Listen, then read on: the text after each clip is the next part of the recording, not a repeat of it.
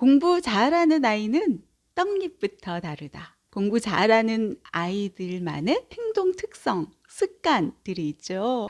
지금 초등 시기의 행동 습관을 보면은 떡잎부터 다르다고 하잖아요. 그래서 우리 아이가 나중에 고등까지 가가지고 정말 잘하는 친구가 될 수 있을지 파악이 가능하다는 겁니다. 장래가 기대가 된다는 거죠. 어떤 친구들이 장래가 기대되는 친구들인지 살펴보도록 하겠습니다. 우리 학교에서나 학원에서나 시험 보잖아요. 간단하게 어떤 시험들을 보잖아요. 그러면은 대부분의 친구들은 몇 개 맞았다, 나 점수 몇 점이다, 이만큼 맞았다, 여기에 집중을 한다면은 공부 잘하는 아이들 같은 경우는 몇 개 맞았는지 점수에 집착하지 않습니다. 대신에 다른 것에 집중합니다. 틀린 것에 집중합니다. 틀린 문제에 집중합니다. 왜 그럴까요? 다음번에는 이 문제를 틀리지 않기 위해서이죠. 그래서 나는 왜 이 문제를 틀린 거지? 물음을 달고 질문을 하고 관련 문제를 만났을 때 그 어떤 상황이 오더라도 문제없이 풀어나갈 수 있는 그 힘을 기르는데 집중한다는 거죠. 절대 맞은 것에 집중 안 합니다. 틀린 문제에 집중을 하고 그 관련된 문제가 나왔을 때 어떤 식으로 해결해 나갈지를 고민하고 그 문제를 헤쳐나가기 위한 노력을 해 나간다는 거죠. 정말 중요한 시험에 대비를 해 나간다는 겁니다. 다시 말해서 이 친구들은 왜 이렇게 틀린 문제에 집중을 하냐 하면은 제대로 끝내고 싶기 때문이에요. 절대 대충이 없어요. 공부 못하는 아이들의 특징, 대충 하고 그냥 빨리 끝내려고 합니다. 그래서 시계만 쳐다보는 경우들이 많죠. 이 친구들은 빨리 시간아 흘러라 라는 의미에서 시계를 쳐다본다면은 공부 잘하는 아이들 같은 경우는 시계를 바라보는 게 시간을 관리하면서 바라봅니다. 이 시간 안에 반드시 제대로 해결하겠다. 의지를 갖고 제대로 끝내기 위한 노력을 해 나간다는 겁니다. 그런 의미에서 공부 잘하는 아이들 같은 경우는 계획적이죠. 늘 계획을 세웁니다. 플래너 같은 것들을 마련해 가지고 오늘 할 일, 아침, 오후 학교 가기 전, 학교 이후 해서 이렇게 과목별로 영어, 한국사, 수학 하면서 교재들 또한 기록을 하고요. 몇 페이지부터 몇 페이지까지 오늘은 이 부분을 완벽하게 이해할 것이다 하면서 그런 계획들을 세워놓는다면은 공부 못하는 아이들 계획이 없죠. 그냥 시간 가는 대로 보내고 그런가 하면 또 계획을 정말 잘 세우는 친구들이 있어요. 그런데 계획을 세우는 친구들 경우도 두 파로 나뉘어져 있죠. 계획만 세우는 친구들, 그렇다면 공부 잘하는 친구들은 계획을 세우고 실천해 나가기 위한 노력을 해 나간다는 겁니다. 저희 아들도 하나하나 계획적으로 공부 플랜을 세우고 공부를 해 나가고 있거든요. 그래서 아침 시간에는 어떤 공부를 할 것이다. 어떤 교재에 요만큼 이렇게 공부를 할 것이다. 이렇게 계획을 세워놨는데 아침 시간 계획대로 6시 기상하면 6시에 일어나면 좋은데 그렇지 못하는 경우도 있잖아요. 어느 날은 늦잠을 잔 겁니다. 그래서 늦잠 잤다고 막 짜증을 부리는 거예요. 공부 못했다고. 그래서 얘기를 해줬죠. 이럴 때는 공부 못한 것을 탓하는 게 아니라 그러면은 내가 이 시간을 놓쳤네? 그러면 나는 내가 세워놓은 그 분량의 공부를 언제 해결할 수 있을까에 대한 고민을 한번 해봐 해서 제가 초등학교 4학년 아들에게 이야기를 해줬습니다. 그랬더니만 나중엔 좀 변화된 모습을 보여주는 거예요. 아이가 일어났는데 늦잠을 잔 거죠. 근데 짜증을 부리지 않는 거예요. 그런데 막 복사하는 소리가 막 옆에서 나는 거예요. 다른 방에서. 그래서 이렇게 살펴봤더니 뭐 하냐고 했더니만 아침에 공부를 못 했대요. 그래서 한국사 공부하기로 이렇게 계획을 세워놨는데 못해서 지금 이제 공부할 것들 그 분량만 이제 복사를 해서 학교에 가서 학교 그 짜투리 시간들 있잖아요. 쉬는 시간에 공부를 해 나갈 계획을 세워봤다. 이렇게 이야기를 하더라고요. 공부 잘하는 친구들의 특징, 계획적으로 시간을 계획을 세우고 공부할 분량을 세우고 4학년에 대한 계획, 앞으로 중학교에 대비한 계획 이렇게 단기적인 계획도 세우지만 장기적인 계획까지 세워나갑니다. 어떤 친구의 사례를 들어보면요, 초등학교 2학년이었습니다. 이 친구 같은 경우는 동물을 굉장히 사랑합니다. 수의사라는 꿈을 가지고 있는 거예요. 초 2학년인데 굉장히 빨리 진로를 정한 거죠. 그래서 이 친구가 어머님 말씀이 집에서도 많은 노력들을 하고 있대요. 수의사가 되기 위한 나름의 계획들을 세우고 뭐 꿈의 노트까지 이제 마련을 해서 전국 대학교들을 이렇게 살펴본 거예요. 인터넷에서 이렇게 조사를 했대요. 수의학과가 있는 대학들. 그리고 나는 앞으로 어떤 식으로 공부 방향을 정해서 공부를 해야 할지에 대한 그 계획을 초등학교 2학년 학생이 세우고 해 나간다는 겁니다. 꿈을 미리 정해 놓는다면은 자기가 어느 방향으로 가야 할지, 어느 방향으로 공부를 해야 될지, 공부함에 있어서 어떤 것들을 먼저 해 나가는 게 더 유리할지도 알고 더 가는 길이 쉬워질 수도 있다는 겁니다. 하나하나 대비를 해 나간다는 얘기가 되겠죠. 그리고 공부 잘하는 아이들 통제력이 있습니다. 지금의 우리 아이들 하고 싶은 거 얼마나 많습니까?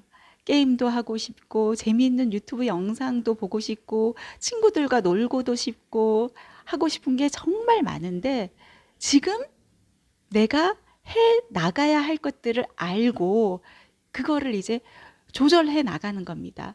학교에서 돌아오면 가장 먼저 숙제부터 해결해야 한다. 노는 건 그 이후고 우선순위를 이렇게 정하는 거죠. 이 또한 계획적인 것에 해당이 되죠. 게임이 하고 싶어도 어느 정도까지만 딱 해 나가자 하고 조절을 해 나가는 겁니다. 이렇게 통제력이 있다는 것이죠. 수많은 어떤 유혹들이 와도 그 유혹들을 물리치고 내가 해 나가야 될 것들에 대해서 오늘 목표대로 해 나가는 거죠. 다시 말하면 공부 잘하는 아이들은 끈기가 있습니다. 잘해 나가다가 또 어려운 단계를 만나게 되면은 너무 어렵잖아요. 이 어려운 단계를 만났을 때 공부 못하는 친구들 포기하거든요. 아, 너무 어려워. 나 이거 안 할래. 오늘은 기분이 좋은데 오늘 그냥 공부할까? 오늘 기분이 안 좋아. 그래서 나 오늘 안 할 거야. 그렇게 기분 내키는 대로 공부를 하는 친구들 결과는 어떻게 될까요? 그리고 매번 포기하는 친구들 어떻게 될까요? 근데 공부 잘해 나가는 친구들은요, 자기 자신과의 싸움을 해 나갑니다. 그래, 너 어려운 문제 내 앞에 나타났구나. 너가 이기는지 내가 이기는지 한번 붙어볼래? 내가 이겨낼 거야 하면서 끝까지 싸우고 이겨낸다는 겁니다. 끈기 있게 어려운 문제들을 해결해 나간다는 거죠. 그런데 우리 어린 친구들, 우리 어린 학생들 끈기 있게 해 나가는 일 그리 쉽지가 않죠. 그래서 우리 주변 우리 부모님들의 역할 굉장히 중요하다는 겁니다. 힘들어하는 친구에게 너 그것도 못해? 아이고 너 그러니까 못하지가 아니라 잘하네. 그렇게 도전하는 것에 엄마는 박수를 쳐주고 싶어. 이 문제를 틀렸다고 포기하는 친구들이 못하는 거고 너는 이제 성공할 가능성이 굉장히 크다는 거야. 정말 잘하고 있네.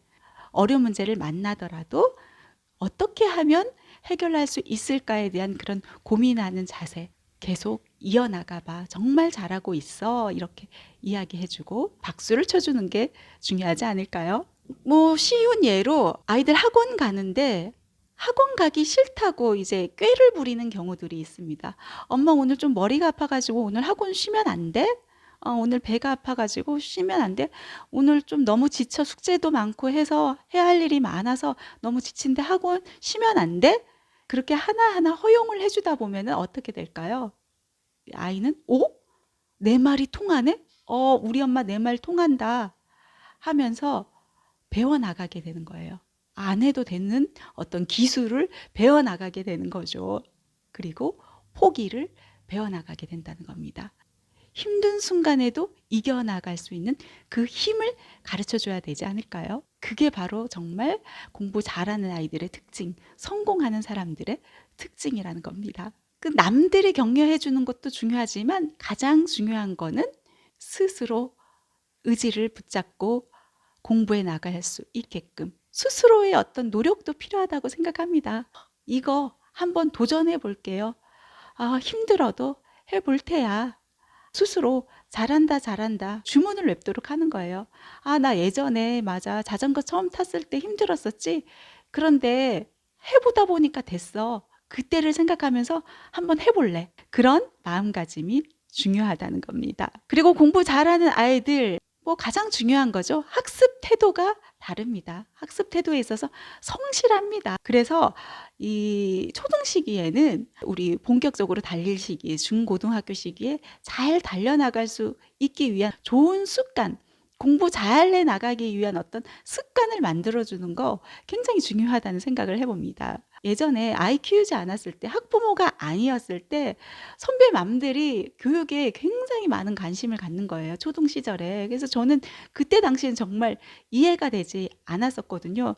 아니, 왜 저러나. 초등 때는 그냥 마음껏 놀게 해줘야 되는 거 아닌가? 그런 생각을 가졌었는데 선배 맘께서 그런 말씀 해주시더라고요. 남자아이 키웠었는데 그 아이에게 너무 미안하대요. 저 같은 마음가짐으로 초등 시기는 마음껏 뛰어노는 게 가장 건강한 것이다. 그렇게 생각해가지고 별로 신경을 써주지 못하고 이제 중학교 때부터 신경을 써주려고 하더니 초등 시절에 자리 잡게 된 그 습관들을 버리는 일이 굉장히 어렵더라는 겁니다.